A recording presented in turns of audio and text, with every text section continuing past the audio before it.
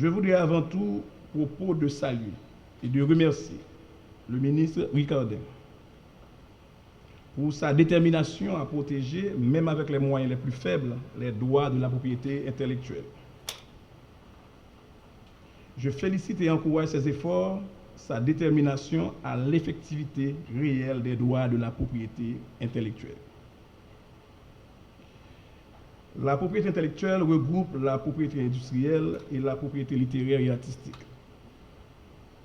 La propriété industrielle a plus spécifiquement pour objet la protection et la valorisation des inventions, des innovations et des créations. Ces contenus sont soutenus par le socle tridimensionnel, juridique, technologique et politico-idéologique, mais avec une forte conséquence économique. La propriété intellectuelle, qui a connu son fondement juridique moderne depuis 19 mars 1474, a toujours été bouleversée par des révolutions sociales, drainée par des idées sociopolitiques dont l'innovation en constitue la chenille ouvrière, le leitmotiv ou encore le véhicule, bref, l'objet. Et c'est à ce titre qu'en 1549, Thomas Smith écrit dans son discours sur le bien public dans le royaume d'Angleterre: à Venise, m'a-t-on dit, et en de nombreuses places de l'autre côté de la mer, il récompense et affectionne l'homme qui introduit toute nouvelle méthode ou tout secret de fabrication permettant de faire travailler les gens. Et cette année encore, le thème de la journée de la propriété intellectuelle est axé sur la propriété intellectuelle et les jeunes. Innover pour un avenir meilleur. Ce recentrage veut prouver comment des esprits jeunes, innovants, énergiques et créatifs peuvent être ou encore sont à l'origine de changements positifs. Partout dans le monde, les jeunes relèvent les défis de l'innovation et utilisent leur énergie, leur ingéniosité, leur curiosité et leur créativité pour tracer la voie vers un avenir meilleur. C'est un organisme qui commence à se relever et qui fait du très bon travail, mais que peut-être les auteurs, les artistes, les créateurs ne réalisent pas l'importance et tout ce qu'ils peuvent gagner en travaillant avec le BHDA. Le BHDA est un organisme de gestion collective des droits d'auteur. La gestion collective facilite un auteur, un musicien par exemple qui a une musique, qui a une chanson très, très populaire.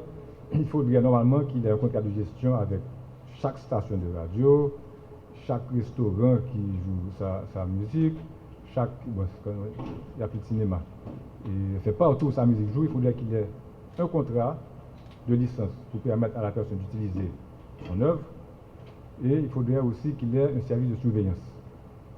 Qui est-ce qui copie sa musique sans son autorisation naturellement et surtout sans ses droits, sans ses redevances, parce que l'artiste qui a créé une œuvre, il vit de ça, c'est son travail. Il faut qu'il puisse en tirer bénéfice, il faut qu'il puisse avoir sa juste rémunération pour l'exploitation de son œuvre que l'on fait.